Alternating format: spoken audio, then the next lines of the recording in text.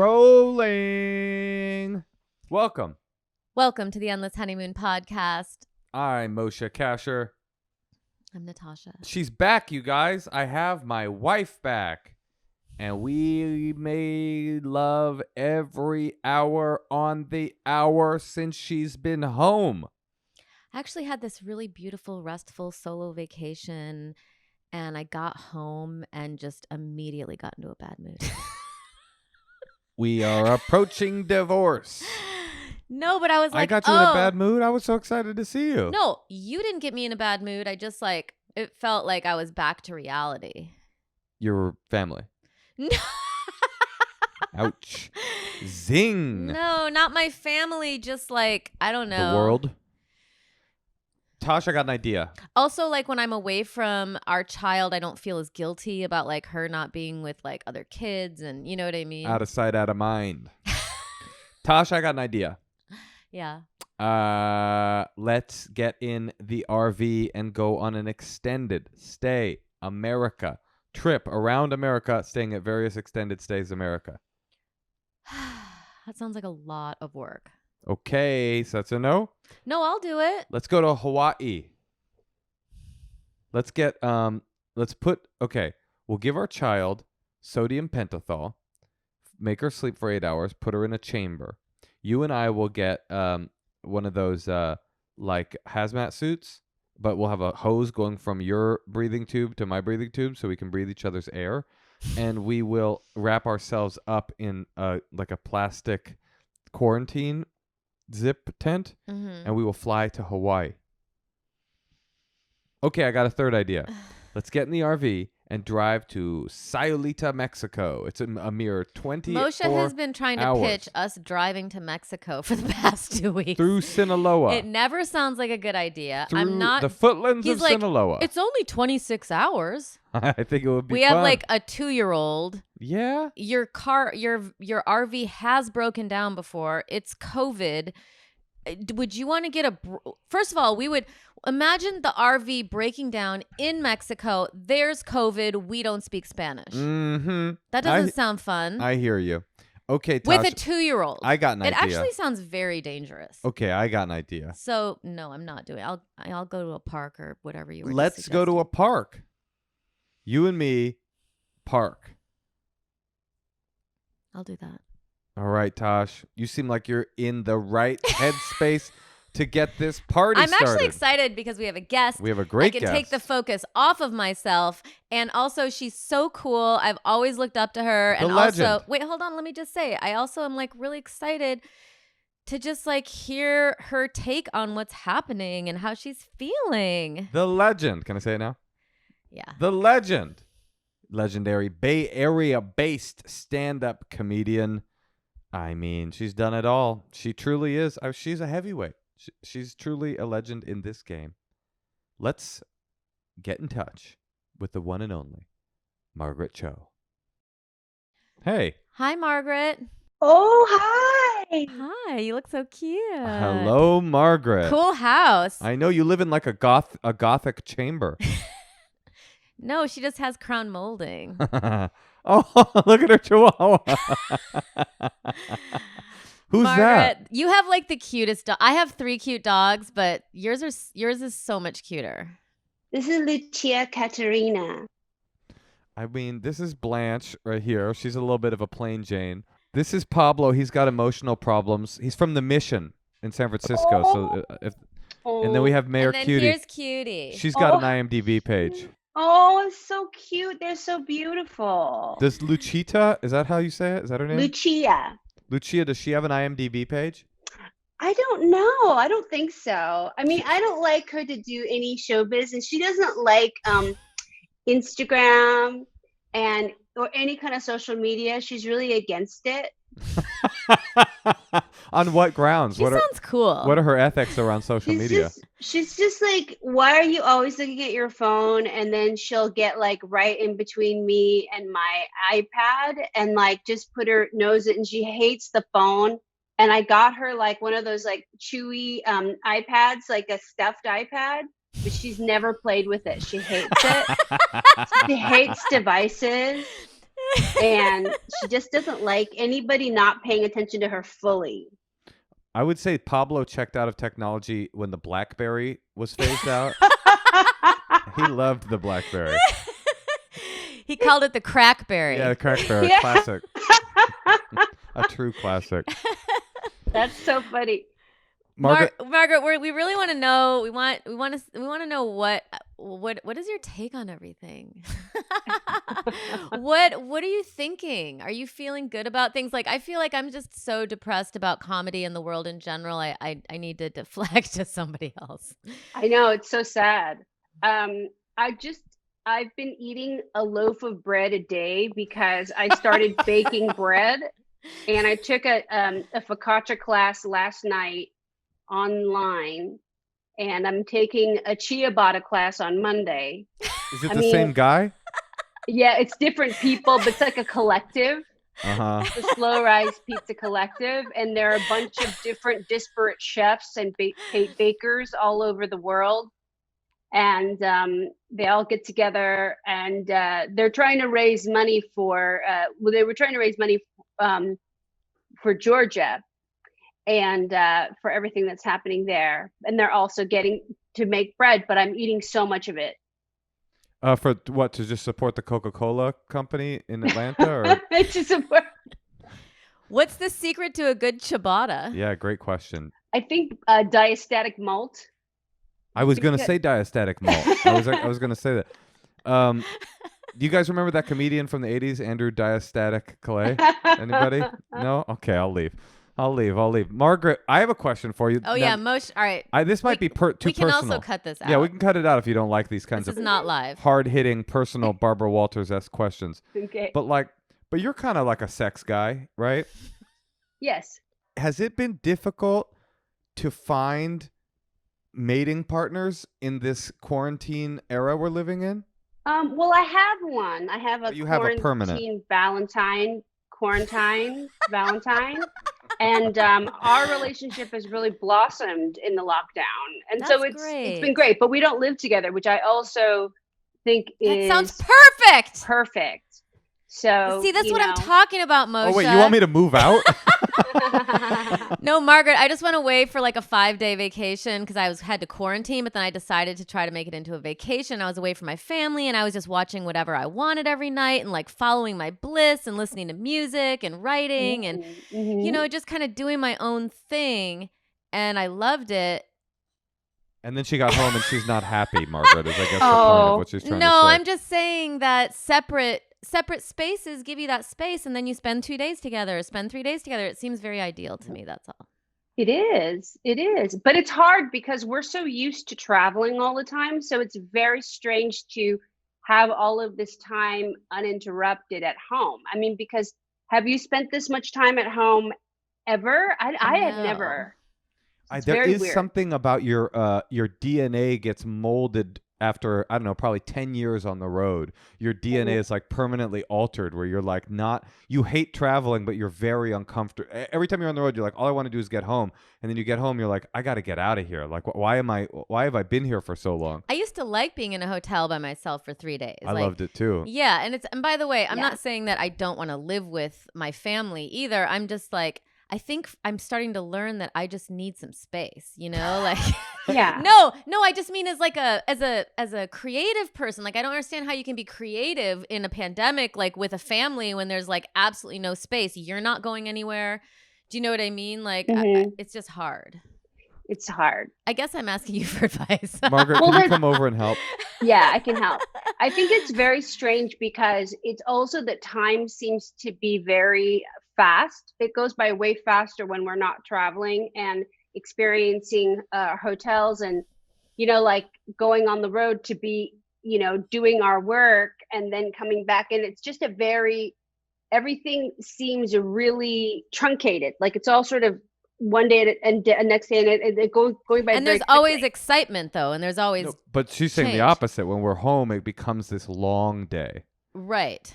There's a kind of weird. It's weird because I can't differentiate when is this April or is this now? Like it's such a weird. But you can always tell the difference between a spongy focaccia and a crispy ciabatta, right? Ciabatta. Right? It's the malt.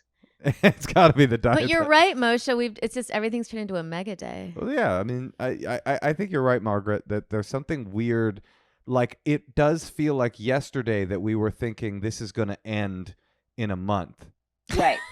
And it is not. Right. It is not going to end in a month. But hey, we're making the best of it. And we don't even know what's going to happen in 8 months when, like, we're able to have a vaccine. I mean, who knows what could happen? It's just everything just feels. I just feel like more than ever, no guidance, and I just feel very unsure that unsure and that anything could happen at any time, which is like Right. a hard Right. place to do anything but be in survival, I guess. Exactly. And it's like this thing of, I mean, when I don't do comedy, I really feel like I'm inert. Like I don't have any reason to be alive, which is not the way to be. But comedy really gives me this sort of impetus to, like, it shapes my world. And now I have dates booked, but everything gets moved because everything's like, locked down. And so now I think the next really big shows I have probably won't be till April of next year. Yeah, I miss stand-up. My my manager called me today and was asking me if I wanted to book gigs now with the plan of canceling them when they arrive. It was just like, no, like I feel so guilty canceling dates. This is like But the worst truth for me. is, if you have to cancel, then the audience might want to cancel too. And I also, know. can't people just do outdoor gigs? I don't know. Have you done anything outdoors, Margaret? I haven't done any outdoors. I'd like to. I think that would be fun. I mean, I think Sound that annoying. it does sound weird though, because you're still like, the spacing is different and you don't hear people as easily. And I've done some Zoom shows and where the audience has been unmuted, and that's been fun. I don't think I've ever not bombed outside. I had a gig early on in comedy at a frat house at UC Berkeley, and I stepped on stage and they began to boo before I started my set. I hadn't said anything. There was nothing to boo yet. Was it the Bears Lair? No, it was a full-on frat house. It was a bad. I mean, it was a Oh, bad yeah. situation. I did comedy in the Bears Lair too, though. That was a little bit better of an experience. Yeah. But I hate outdoor gigs in general because it's like the sound is weird and it's not my favorite. But I mean, right now, I just want to do something. It's hard. Do you write stuff other than stand-up? Do you do scripts or books? A little or bit. Yeah, a little bit. And to me, that's really a challenge. I'm not so motivated to do that, but I have to figure out what I'm going to do outside of, I've done some voiceover things and we've done stuff together, which is fun. So Yes, exactly. I mean, it is hard. Every time I find it hard to do like other kind of writing, like besides stand up, I just think of like, it is such a fun job. It's just to be able to do this. I'm like, okay, maybe I can like work really hard on something that's, I don't know. I actually am not able to do it. I just kind of want to have fun. I know. yeah. And it's Me as a too. stand-up, you get spoiled because your job is so fun and easy. And it's like, Yeah. for you, it's easy because you've been doing it for so long. You could phone it in and it would be fun. And if you really force yourself to have an amazing set, it can be like just like, I don't know, you could surpass yourself or something. If you Right. really set your mind to it, there's so much to it besides writing, I Yeah. think. Well, also, I mean, obviously writing is like a very important part, but I just think like the feel of it and like being out there and talking to the people and like, I kind of can't get it up unless I'm like in a stressful situation. Mhm. So then when it's like Zoom, you know what I mean? It's like, how can you get excited for that? well, how was Zoom for you? I'm getting used to it. At first it was really isolating because you couldn't hear anyone. And then later, it was, I got more and more used to it. And then, but it's still not the same. I think with stand-up comedy, we're just so used to it and used to doing it that we know what it feels like. And then there is a kind of addiction to it that I have that's actually physical. So when I stop doing it, I just feel like this weird depression. Yeah, that's I think.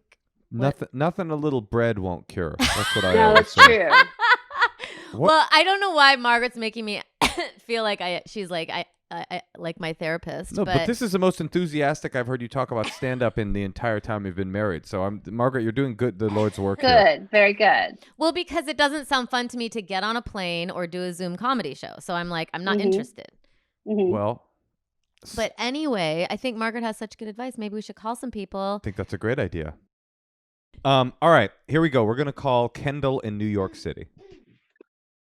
Hi. Kendall, how are you? It's Moshe Kasher, Natasha Leggero, the host of the Endless Honeymoon podcast, and our friend Margaret Cho. How's it going? Hi, it's going good. Better now. Nice to meet you guys. Nice to meet you too. How's New York? Is it still a COVID wasteland? Not too bad. It'll probably get worse, I assume, soon. Cool. You sound like you've been taking the Natasha Leggero life skills class. Kendall, what's going on? How can we help? Okay, so basically I'm engaged. My fiance and I have been together for 4 years. And we've been open / polyamorous for like a year and a half.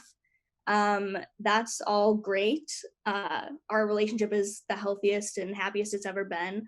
The issue is that it's a secret from our families, which has been fine just because, I mean, obviously we're not doing anything right now. So it hasn't really been an issue, but we've been talking about like our future more, and we see ourselves being polyamorous like indefinitely and having that just be a part of our lives, and even when we have kids and everything. So eventually we don't want it to be a secret for the rest of our lives. The only thing that's a secret right now is the polyamory part. Yes. I see. With my family, they would probably be fine with it. Like they're chill about most things. But my fiance's family is conservative Catholic Italians, so they would not be.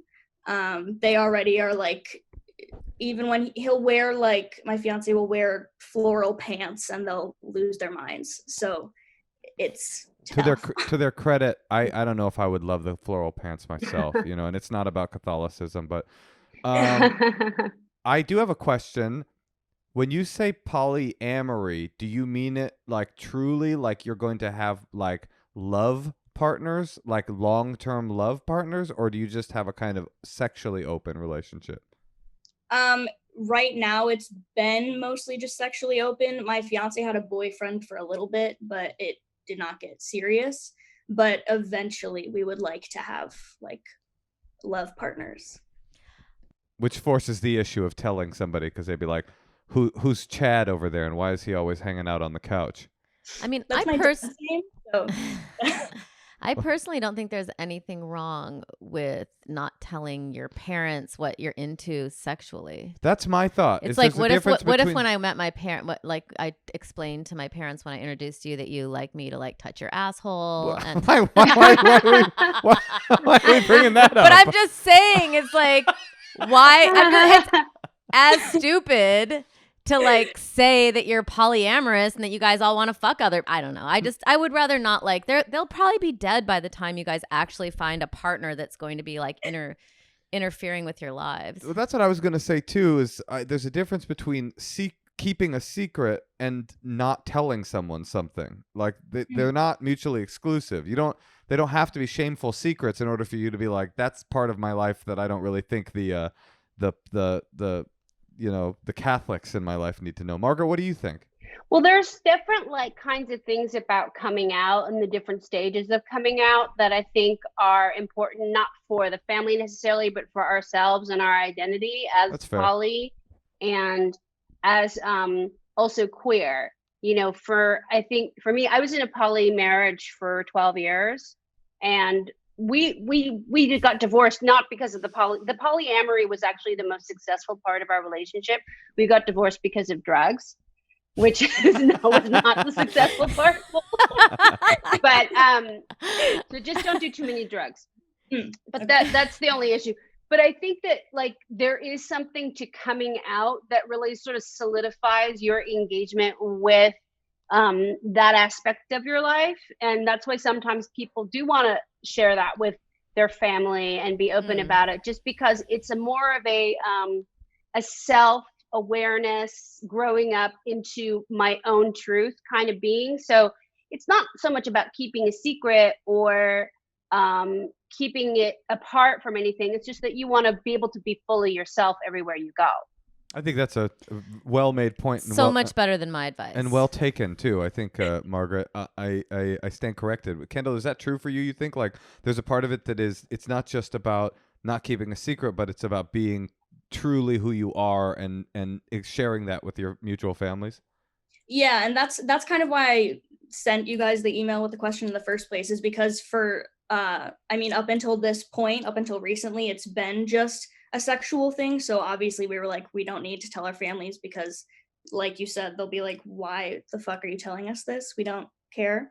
So, but now that we're like kind of evolving into being more poly and feeling like we identify with that, and especially with my fiance, he it for him especially, it's a really big part of his personality, and he's kind of just coming into that. And it kind of, Margaret, like what you said, we just don't want to feel it kind of just adds to the like taboo that's already on polyamory. So it turns it into kind of like a feeling like a shameful secret, even though we're happy and we know it doesn't need to be one. I just don't like, I just don't think it's necessary to confuse the elderly. That's true. Well, here's some good news, Kendall. The Italian Catholic community in not only in America but in the old country as well, they're gigantic Endless Honeymoon podcast listeners, and they watch on the YouTube channel as well. So their odds of his parents finding out after this releases are extremely high, and we've kind of done the work for you.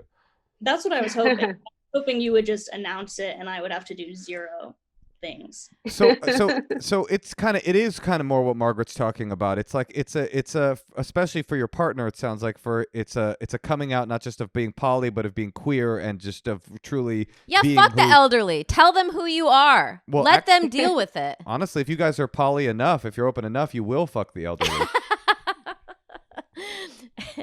So I think Margaret's on the right on here. I think like that if it's an identity, like here's who I truly am, then that's a different thing than here's what my sex life is. It's I want my family to know who I am. Does that feel right on, Margaret? Yeah, different times in my life, like I felt the need to like come out to family members about being into leather, being heavily like involved with the BDSM community, having a male partner, having a female partner, having and you know, my parents just accept. They're like, okay, we're so tired. We're so tired. I don't care. We're so tired. You know, like if you keep coming out, people get really sick of it. So it's really, I think it's fine to do, but it's more like to make the gesture more about, look, I'm just doing this to affirm myself. I'm not here to get your approval, because that's something that you can't really control. And, you know, they'll come around. It's one of those things where we need to come out for ourselves sometimes. And that's actually great. And it's sort of like, you know, polyamorous relationships are one of these frontiers now that things are really changing, especially for a lot of couples who are, you know, basically like they feel very secure with their partners and they want to just be real about what monogamy is to them. And it's sort of a construct. You know, it doesn't exactly mean that, you know, having sex outside your relationship or relationships that are outside of your primary relationship isn't cheating. It's just extending your circle of admirers. So I don't know. I keep telling Natasha this exact message, Margaret, and it is falling on deaf ears. But I actually fuck the constructs. Yeah. Well, thank you. Really? Hey, Yeah. look, I want to say that for me, this conversation was actually kind of cool because my initial reaction, you heard my initial reaction, which is, who cares? Why tell anybody anything? Me too. And to reframe it into like, actually, this is a kind of coming out. You know, it's very easy for me to wrap my brain around that if it's like a gay person, it's a queer person. I go, oh, I understand what that is, you know, but to reframe it to like, there are a million identities and it is important not to tell your family, here's what my sex life is, but actually here's who my whole self is. For me, that was a restructuring and a reframing for me. So Kendall, Margaret, thank you. Awesome. Okay, thanks, Kendall. Thank you good guys luck. Hey, wait. much. The other thing I was going to say, Kendall, is we would love to know when you do come out how it goes. If you want to get back in touch with us, and I think they'll probably stop even commenting on the floral pants after that. They'll just be like, okay, there's more going on there than flower pants. Oh yeah, more issues to worry about. All right, Kendall, thank you. Thank you Thank guys. you. Margaret, you're so good at this. Yeah, I think I honestly that was interesting for me, because I do think, you know how you discover, I don't want to say bigotries, but like areas that that your mind hasn't evolved yet as you get older, you go, and even thinking about that, like I automatically associate poly with just like, oh well, that's it's a lifestyle choice that isn't connected to core identity. That's where my brain went. Yeah. And so hearing you kind of reframe it, I think that was a mind opener for me. Yeah, same for me. Good. I'm glad. No, I think it is definitely an identity. I think it's something that it's quite a big part of people who engage in it.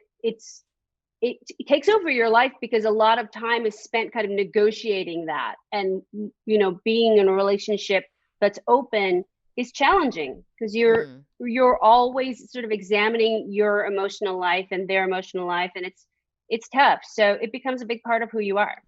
The more I just sort of observe the world, the more I realize like almost everything comes down to identity. I did this this segment on my Comedy Central show with the Pink Pistols. Do you know who they are? They're a LGBTQ gun owner collective, and they kind of reframed my idea. Like I don't love guns. I'm not a Second Amendment guy, but I realized in this interview with them, because they were comparing identity as queer people with identity as gun owners, like, oh, part of the reason that this is such a incredibly intense topic in this country is that gun owners, they're not just people that own guns.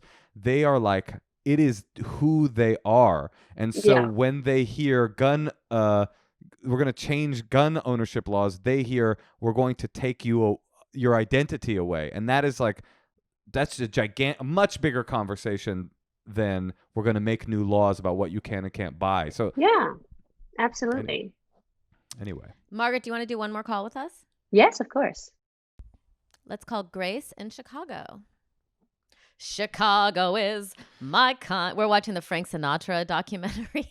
Oh. So I've been listening to Frank Sinatra music, who I Hello. don't. Oh, hey, how's Grace, it going? You're sideways. Is there a way for I you know, to flip? let me Oh, fix there it. you go. Much better. Hold on. Much better. Wait, is this better? Yes, you look perfect. Yes. Okay.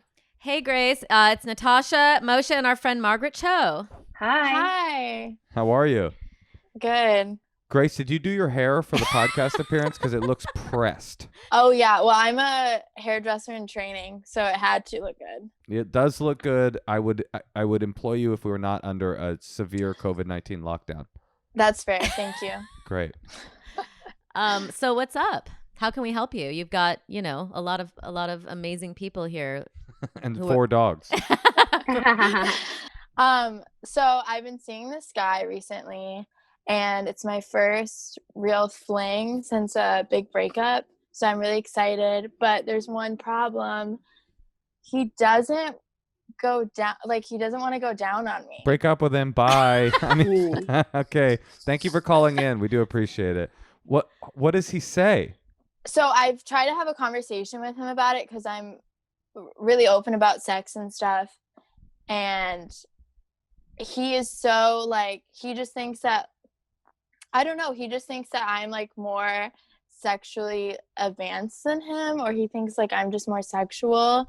So when I bring it up to him, he's like, it's just kind of awkward. I don't really want to talk about it. And I hate this guy. I hate this guy. You know what he's done, though, before you finish? He's reframed his insecurities and turned it onto you. That it's not his inadequacy, it's actually you are this sexual demon that's up ahead of him, and he couldn't possibly, he didn't have the decency to admit that he's a chump. He's like, no, it's you. Well, let's hear the whole story. Yeah, let's hear it. Sorry. I got incensed. No, I appreciate it. It gets even weirder.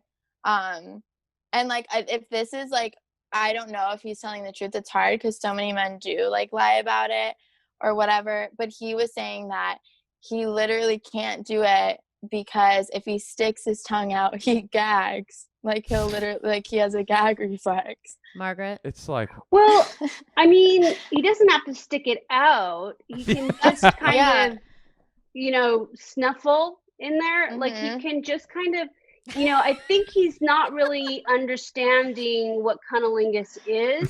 Like maybe he doesn't, you know, you don't have to like stick your tongue out that far. It's not even about the tongue all the time.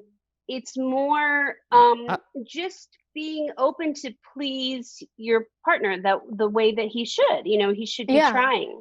I think you're off base, Margaret. To me, cunnilingus is where you remember Lick-O-Maid, the candy, the powder? When you get to the bottom and you don't have any stick left, that's how I do it. It's like you're trying to get the powder out and it's just sticking the tongue in and out in rapid succession. That's what it is to me. I think it's more of a surface area. I think it's more of a it's more like a tongue here, but instead of a tongue inside, because I think that the tongue outside is much more productive. When you're putting the tongue in, then you're losing all of this. So you gotta just, and everybody's different. So, you know, everybody who has a vagina is not going to necessarily have the same sensitivity. So, you know, we don't know. I don't like the tongue in. I mean, I was joking. I don't like the tongue in it. Okay. Grace, I want to make it clear that I understand. I'm on this guy a little bit. This guy's making sense to me right now. I too have a gag reflex. By the way, the way you described it, Grace, the way you described it is a lot of men lie about this. I think that's very funny. How many men have you known that lie about having gag reflex when they stick their tongue out to try to go down on women? This is the first good lie that I've heard in a while. Grace, how old is he? So I'm 20 and he's 24. Okay, so he's young, and I think you need to just sit on his face and say, if you want to be with me, you have to get into this. I just agree. Margaret, what do you think? Yeah, I mean, it's kind of like figuring out what that fear and hesitation is about and kind of playing with that. You know, sometimes the walls that we put up are sort of meant to be broken down. And I think that in sex, it's a good place to go. Like when people don't want to do something and it's almost like they do want to do it, you just have to give them some sort of playful permission to like mess around with it.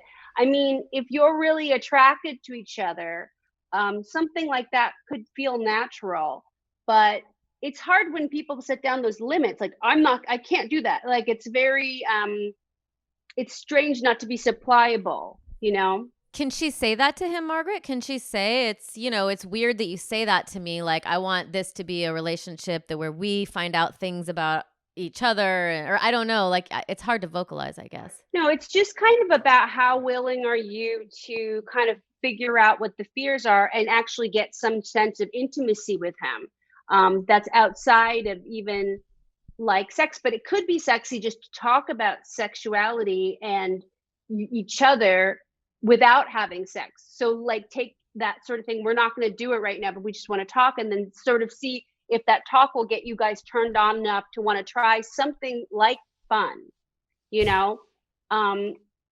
Because to be that limited sexual vocabulary, it's not good to be in a relationship with like that. Cause it's like, well, why is that like that? It's weird. I mean, I like as speaking as a man, like I know he's lying. This gag reflex thing is not true. And I just know he just sounds incredibly immature. Yeah, I know for sure that this guy has some image in his mind of what it means to go down on a woman. It's a pretty like 1990s vibe, to be honest. It's like some like 90s gangster shit. Like, oh yeah, I don't do that. You know, it's like DJ Khaled said he doesn't go down on women. It's like I just know for sure that this dude has some idea that going down on a woman means something emasculate. And Margaret hit the nail on the head. It's some kind of fear, but it's probably layered under so many sedimentary layers of bravado that he's not even aware it's fear. He's just probably like, I don't do that.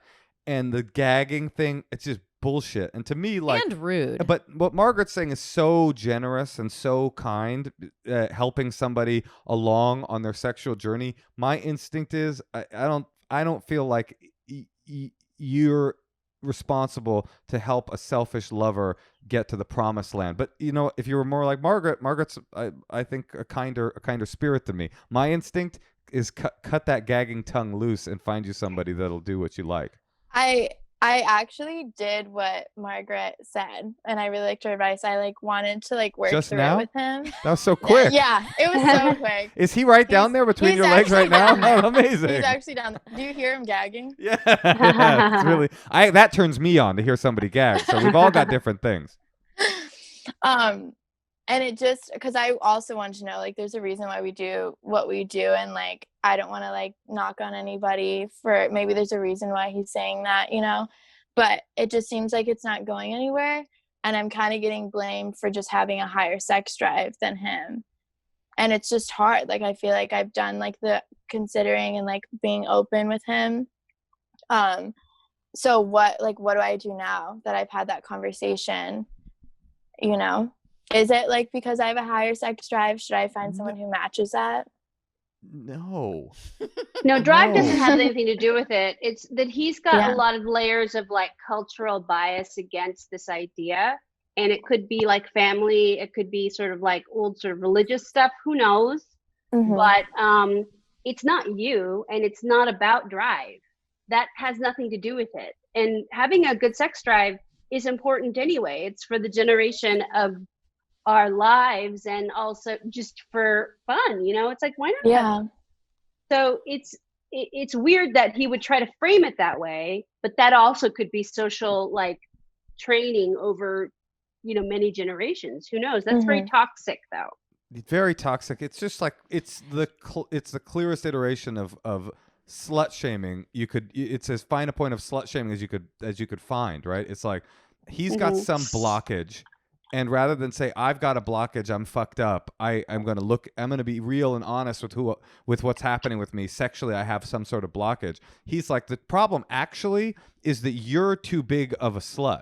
That's kind of what he's doing to you. And that is just exactly toxic. It's like poison, and it's like get away. The other good news is you're 20. There's no possible way this is going to work out forever. So you can get to the finish line really quickly. Just imagine yourself. Just imagine yourself in 2 years, just kind of like in a relationship with him, looking out a shop window, just thinking about how no one's ever licked your pussy, and like since before COVID.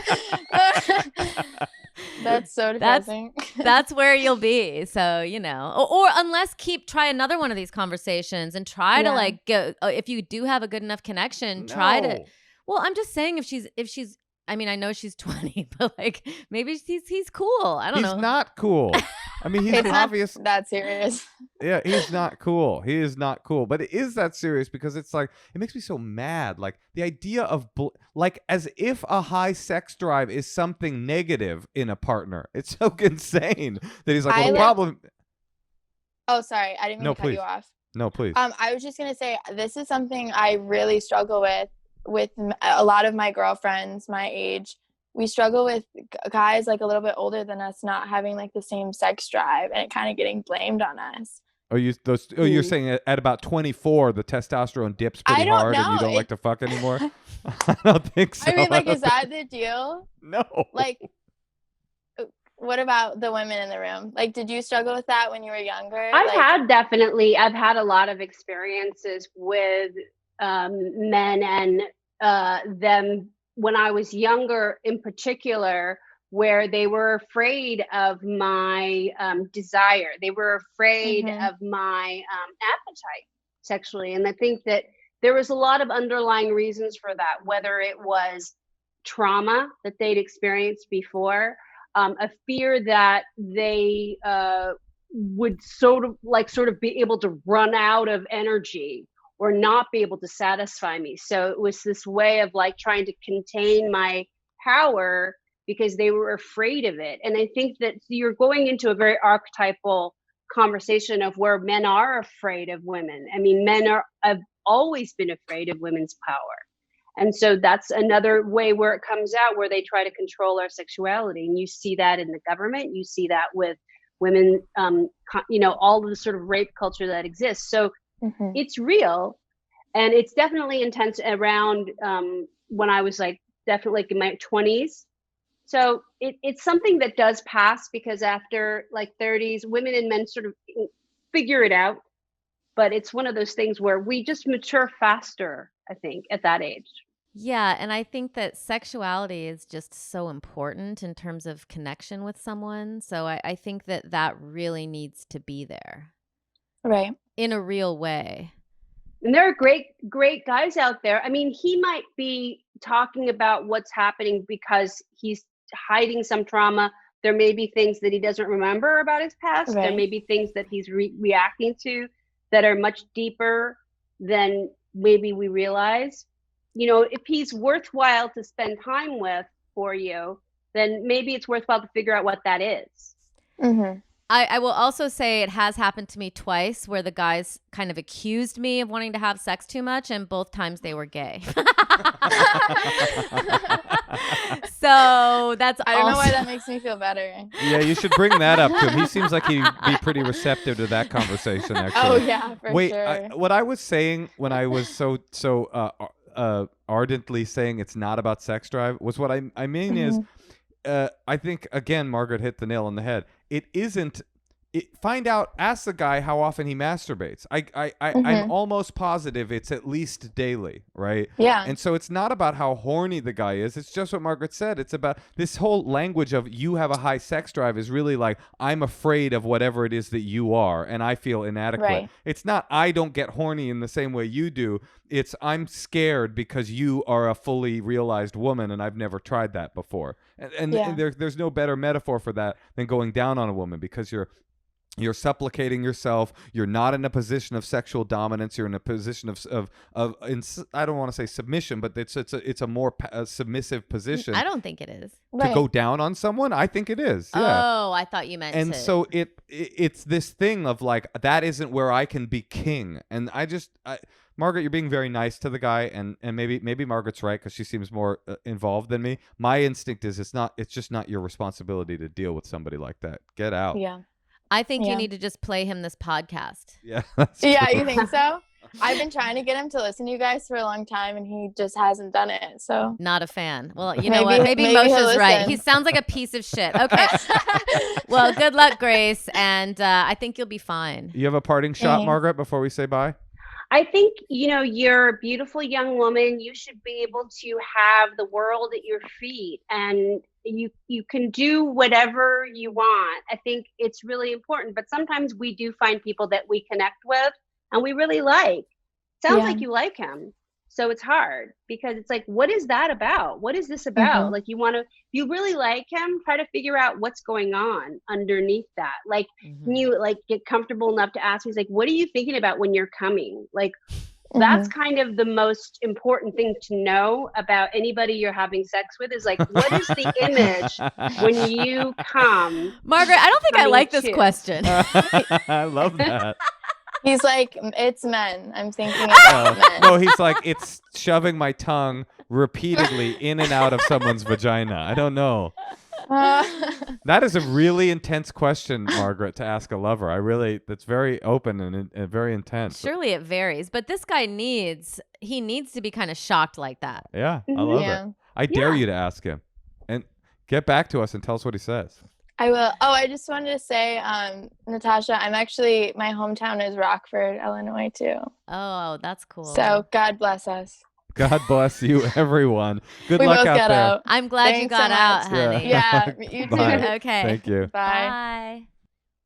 Well, Margaret, I gotta say, I feel like Margaret should just have this show instead of us. Do you want to take over? How about can Lucia take over? You can take over. No, that was great. All of that was very good. I just have I think what it is, the reason I get so militant about that is because I identify, even as I was like a young man, in a progressive family raised with like egalitarian values, I still fell victim to that kind of like programming. And it just it turns my stomach when something is so transparently what you said, like trying to control someone in that way that I'm just like run for the fucking hills. But you know what? Yeah. People do evolve. People do change. Yeah, I like that pep talk you gave her. You're like, you're beautiful. You're young. You can do whatever you want. And then I was thinking, like, until you have a baby. Because, like, you kind of can. You can still do whatever you want. No, I can't. Yeah. You can go away for 5 days and do another quarantine. You could That's take a true. bread baking class online. That sounds Yes. fun. Ciabatta, 10 a.m. on Saturday. It's going to be Perfect. good. Oh, so do you put the Zoom up in your kitchen so that you can like, oh, how cute. Oh, I love You it. should do it. Wait, but do people Yeah. like talk a lot? Like, or is it really easy to understand? Like, is Oh, there like a lot of Zoom conversation going? No, well, it's we have the recipes beforehand, so we're usually by the time we're getting on Zoom, we're proofing, so it's like the dough's rising. So we're just talking about our dough and then showing off what's going on and that kind of stuff. I love it. Well, Margaret, if you really were our friend, you would offer to send us a loaf of bread. But barring that, I want to say Moshe hates focaccia, though. I will say that is one weird thing about him because it's like such a delicious bread. what can you do? I Yeah. saw that chef's table or whatever where they make it, and it's more beautiful in the making than it is for me in the tasting. But I want to just thank you for coming on. It was really great to see you. Thank you. Great to see you. Yes, thank you, Margaret. And also, Thank speaking you. of when Natasha was talking about willing yourself into having a great set, we did New Year's last year, and Margaret, you crushed so hard. You were so good. I mean, I knew you were good, but I also was like, in that moment, was like, she's so fucking good. So when this damn Aw. pandemic lifts, when you're done getting your tickets to Moshe and Natasha live, definitely go see Margaret because you're one of the Yes. best. You're one of the best. oh my You God, guys we're are gonna be great. we're Thank gonna be you. so rusty. We are going to be rusty. We're going to be so great when we go back. No, we'll be really, I think we're all going to be really ready to go. It's going to be really good. I Okay, love that. good. All right, this has been awesome. Thank you again, Margaret. Thanks, Thank Margaret. you. Okay, Good night. bye. Bye, Lucia. Bye. Bye. Her dog is cuter than ours. It's even cuter than Cutie because it weighs like 2 pounds. I mean, Oh, can you imagine how tiny the shits are if they're that small? That's really something to think about, honey. It's the first positive thing you've said tonight. That was awesome, hon. And I am dedicated. Here's what I'll tell you. I am dedicated to making your life easier in any way that I can. Thank you. Let's go find an adventure. And you know what? You're like, let's go camping. The No. thing I love to do. Yeah. Wait. I was about to say something you were going to like, though. But that was a good one. That was a good zing. You zigged when I zagged. If you need, I'm going to go on the record, on the podcast, and say this. If you need me to go down on you at any point, I'll do it. No, if you need to take a break or you need some space and you need to go off and write and take another vacation on your own, you need only ask. I found it very fun and easy to be here with our child. I didn't think it was that difficult, and I would be happy. Honestly, I would be happy to see the backside of you. I hate to see you go, but I love to see you walk away. Thank you. You're very supportive. Well, do you know why? Why? Because I love you. I love you too.